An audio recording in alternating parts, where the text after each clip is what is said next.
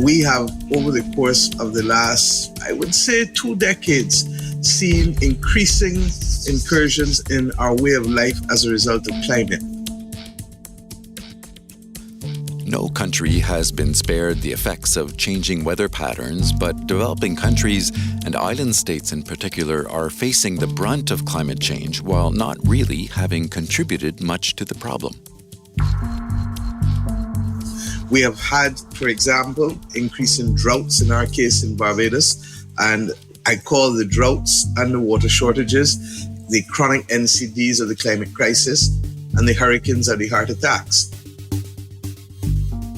And of course, we are in the heart attack season, but what makes it worse is that we learned as kids to be on standby from June to end of October, and we now have 2 extra months every year, so that for most of our small island developing states, we're facing the spectacle of floods or hurricanes or high winds for more than half the year.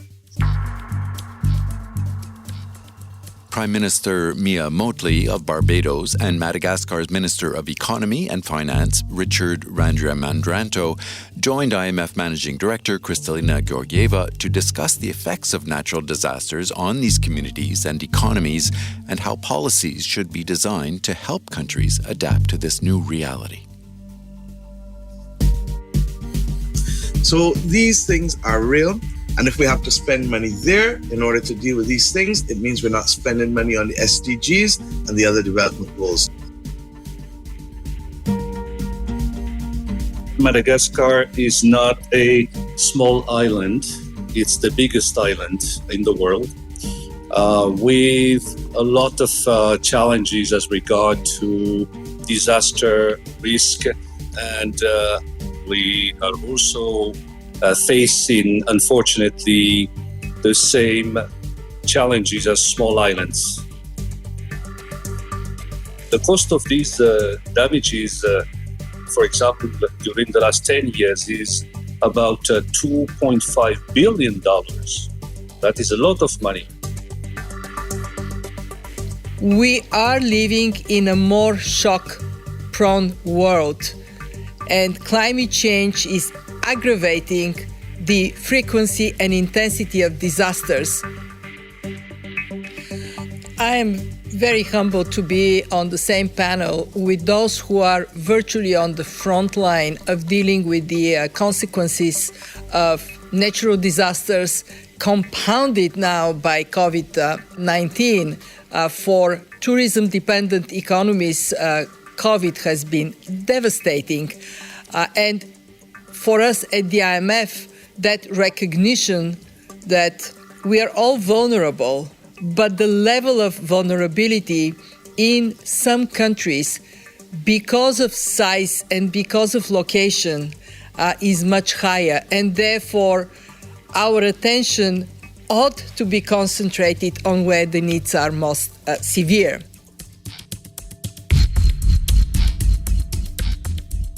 The evidence is clear. $1 invested in disaster resilience in adapting to this changing climate brings $4 to $7 in damage prevented. In other words, it is a worthy investment to save lives, to protect livelihoods, but also to reduce the cost that comes from disasters. But while countries like Barbados and Madagascar face increasingly devastating cyclones, hurricanes, and droughts, the global pandemic is also weighing heavily on public finances. Our debt has gone from 177% to 118%, and it has gone back up now to 152%, largely as a result of the pandemic. And the majority of that is not because of increased borrowing, but because of contraction of our economy. Kristalina said just now that the tourism-dependent countries have been among the hardest hit. Let me put it even in further context. The only countries that have been worse hit than us last year are war-torn countries. Our declines have been double-digit in most instances in the Eastern Caribbean. They hover around 18-19%. In Aruba, 25%. In Maldives, 33%. So that this thing has reversed us at least by a decade in terms of nominal terms, but more like 2 decades in terms of real losses. You can always bring back down debt as we've shown, but what we can't do is reverse the social implosion, which invariably takes a generation to reverse.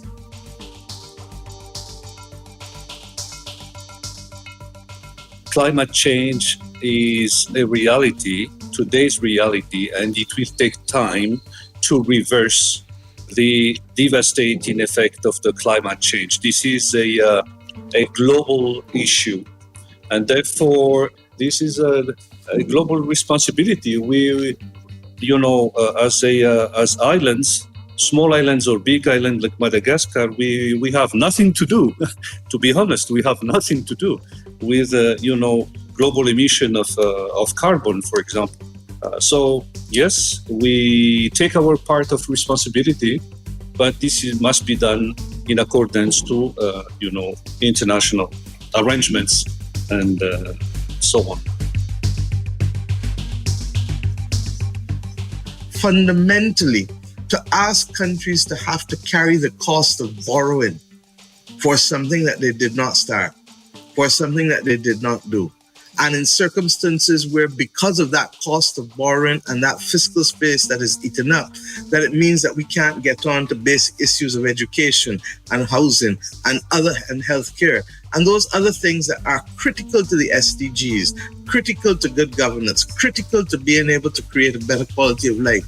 All of those things are being taken up because we have been diverted and having to face the reality of the climate crisis by the actions and greed of others elsewhere in this world.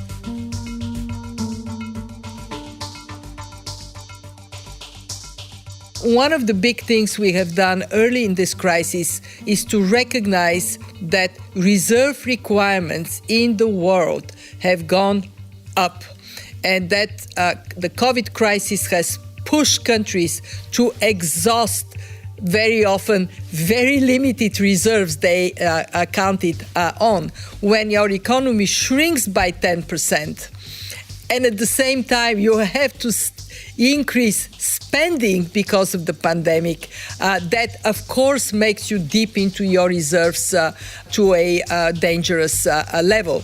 So we have the agreement to have $650 billion new SDR allocation. It is going to be in place by mid-August. It would help all countries, but of course it is most valuable for countries with limited reserves and in vulnerable positions.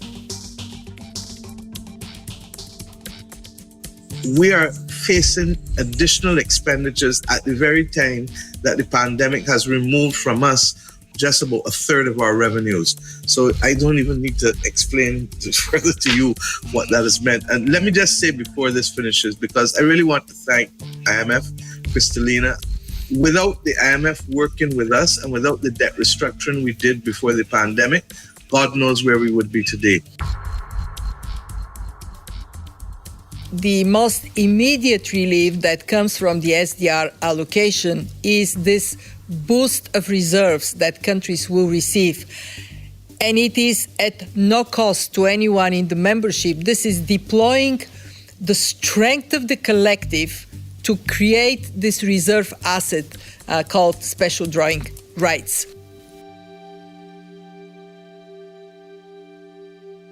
We are in a very difficult place as a world. We are faced with dangerously diverging recoveries. Advanced economies on the backs of fiscal space and vaccination are growing this year much faster than emerging markets, developing countries with limited fiscal space and slow vaccinations. So we have an incredibly important job to do this year, next year, to bring this divergence back to a place when the whole world is growing. And if I may, if we succeed, the economic benefit is huge. We would get $9 trillion more in output between now and 2025 if we overcome this dangerous divergence.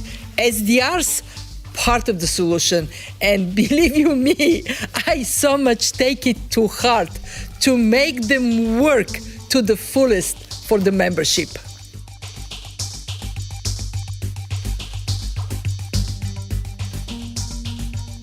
What is important is solidarity.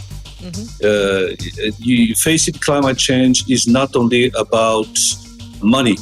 It's not only about concessional loan. It's not only about the IMF responsibility.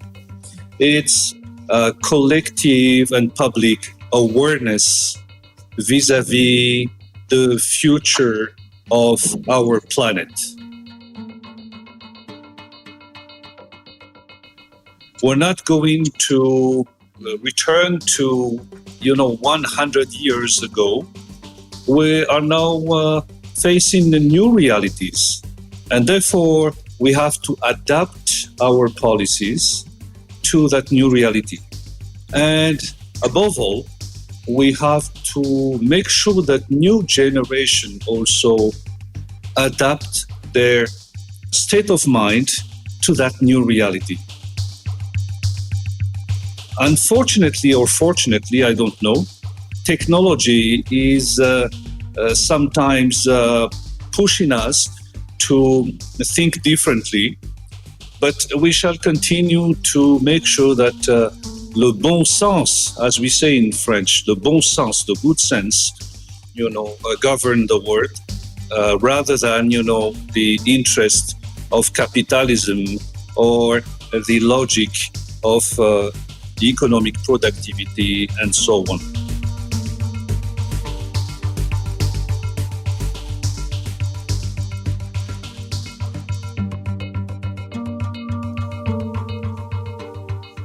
That was Madagascar's Minister of Economy and Finance, Richard Randriamandrantho, and Prime Minister Mia Mottley of Barbados discussing with IMF Managing Director Kristalina Georgieva the impact of climate change on island states. Go to imf.org to watch the webcast of the entire event. And look for other IMF podcasts wherever you listen. You can also follow us on Twitter at IMF_podcast. I'm Bruce Edwards. Thanks for listening.